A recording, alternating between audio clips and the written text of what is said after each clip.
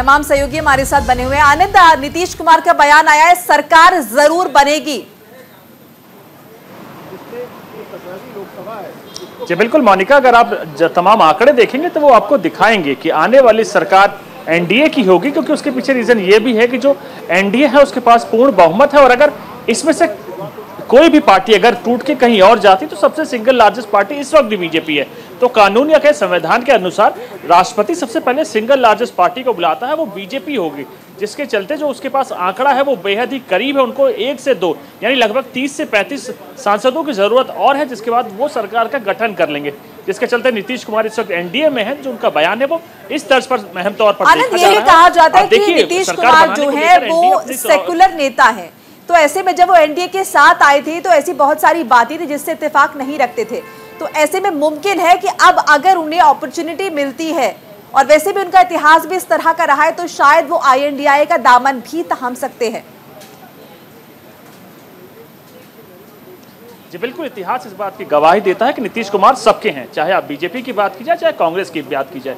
कांग्रेस के साथ भी नीतीश कुमार रह चुके हैं। इंडिया गठबंधन की नींव नीतीश कुमार ने ही रखी थी, और आज इंडिया गठबंधन आप देखिए बड़ी कड़ी टक्कर एनडीए को दे रहा है। लेकिन इसका मतलब ये नहीं कि जो आने वाली सरकार है वो इंडिया गठबंधन की होगी। तो रीजन क्योंकि कारण ये है कि जो लोगों का समर्थन है वो एनडीए गवर्नमेंट के साथ है। एनडीए गवर्नमेंट पूरी तरह से अपने पूर्ण बहुमत के साथ सरकार आगे गठन करने को लेकर तैयारी कर रहा है। शाम को 4:30 के आसपास एनडीए घटक दलों की बैठक होगी, जिसको लेकर तमाम बड़े नेता, चाहे आप नीतीश कुमार की बात किया, चंद्रबाबू नायडू की बात किया, चाहे चिराग पासवान की बात किया, चाहे जयंत चौधरी की बात की, चाहे असम गण परिषद से लेकर तमाम वो एनडीए घटक दल शाम को यहाँ पीएम आवास पर मुलाकात करेंगे और आगे की रूपरेखा के तौर पर आगे की रूपरेखा तय भी होगी। लेकिन कंचन, हम ये कह भी सकते हैं कि राजनीति में कोई परमानेंट दोस्त नहीं होता, परमानेंट दुश्मन नहीं होता।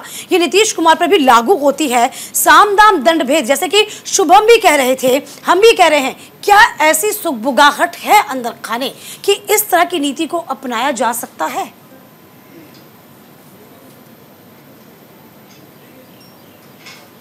जी बिल्कुल, देखिए हमें ये बिल्कुल नहीं भूलना चाहिए कि इतिहास में नीतीश कुमार एक इकलौते ऐसे मुख्यमंत्री है जिन्होंने कई बार मुख्यमंत्री बनने के लिए मुख्यमंत्री पद इस्तीफा दिया है। तो कहीं ना कहीं राजनीति केवल उन आधारों पर रहती है कि राजनीति करने के लिए नेता राजनीति में उतरते हैं। तो ये कहना बिल्कुल गलत होगा कि नीतीश कुमार को यदि अपॉर्चुनिटी बनती है यहाँ पे प्रधानमंत्री, उनकी महत्वाकांक्षाओं से कोई भी अछूता नहीं रहा है। नीतीश कुमार की शुरुआत से महत्वाकांक्षा रही थी कि वो इंडिया अलायंस से कन्वीनर बने या फिर वो प्रधानमंत्री पद के दावेदार हो। तो कहीं ना कहीं उनकी महत्वाकांक्षाएं बहुत ज़्यादा हाई हैं। यदि इंडिया गठबंधन में उन्हें अपना कोई मुनाफा या फायदा दिखेगा तो वो ज़रूर इस तरफ इस दल में आने की पूरी कोशिश करेंगे। जिस प्रकार सूत्रों से हमारे पास लगातार खबरें आ रही हैं कि उनसे इंडिया अलायंस लगातार संपर्क साधे हुए है, और आज एक वीडियो भी सामने निकल कर आई जिसमें कि विस्तारा की फ्लाइट में नीतीश कुमार और तेजस्वी यादव आरजेडी के लीडर एक साथ बैठे हुए नजर आए। उनकी बॉडी लैंग्वेज बहुत कुछ कह रही थी कि जिस प्रकार से वो आगे बॉडी लैंग्वेज का हमने जिक्र किया, यही जिक्र मैं पहले भी कर चुकी थी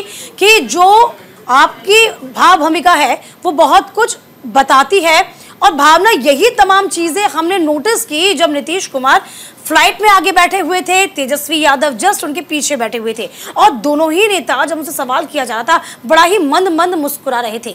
तो इस मुस्कुराहट में क्या छिपा है ये तो बहुत जल्द पता चल जाएगा हमें, लेकिन फिलहाल क्या कुछ सुगबुगाहट।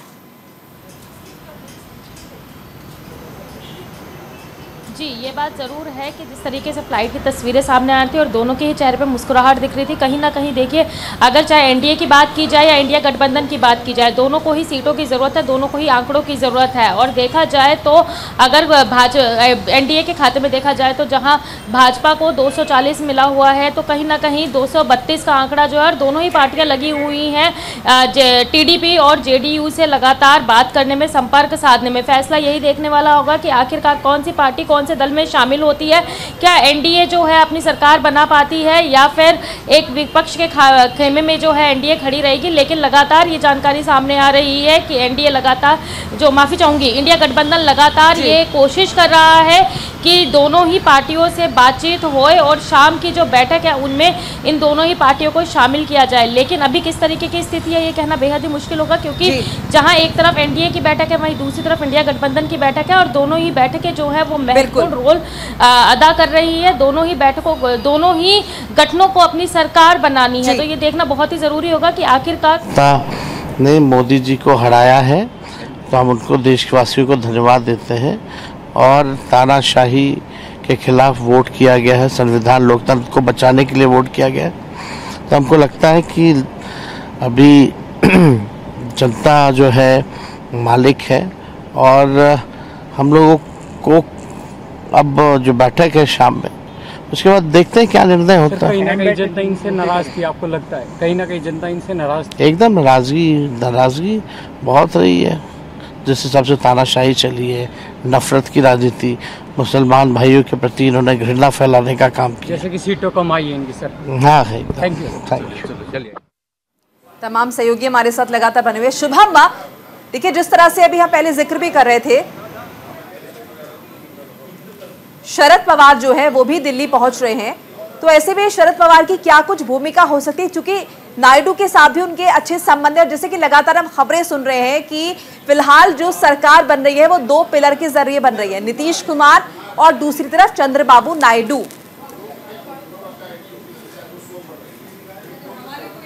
देखिए 2019 और अक्टूबर नवंबर का महीना, और वो पूरे देश को याद है जब शरद पवार ने बीजेपी को ज्यादा सीट जीतने के बावजूद भी सत्ता से दूर रखा था। महाराष्ट्र में उद्धव ठाकरे को साथ मिला है, कांग्रेस को साथ मिला, महाराष्ट्र महाविकास आघाड़ी बनाई, सरकार बना दी थी। तो इसी वजह से शरद पवार को इस पूरे राजनीति समीकरण में किंगमेकर कहा जा रहा है। सबसे पहले जिम्मेदारी शरद पवार को दी गई थी कि आप चंद्रबाबू नायडू को संपर्क करिए, नीतीश कुमार को संपर्क करिए, और जो आपने महाराष्ट्र में कहानी बनाई थी, जो आपने महाराष्ट्र में उस वक्त 2019 सरकार बनाई थी, वैसी सरकार की जरूरत अब इस वक्त इंडिया अलायंस को देश की जरूरत है। इसी वजह से शरद पवार ने कुछ संपर्क की है, और लगातार तमाम बड़े नेताओं को, चाहे नीतीश कुमार हो, चंद्रबाबू नायडू हो, उनको कल से ही लगातार कांटेक्ट करने की कोशिश कर रहे हैं। तो आप समझिए कि इसमें शरद पवार जो राजनीति के बड़े चाणक्य कहे जाते हैं, एक जमाने से कहे जाते थे, अभी भी भले 80 साल के ऊपर है, लेकिन उनकी जो बुद्धि है, उनके जो काम करने का तरीका है, उससे हर कोई वाकिफ है। इसी वजह से लगातार ये इस पूरे इंडिया अलायंस अगर बैठक की बात करें तो शरद पवार के विचार से ही यह आगे स्टेप बाय स्टेप बढ़ा जाएगा।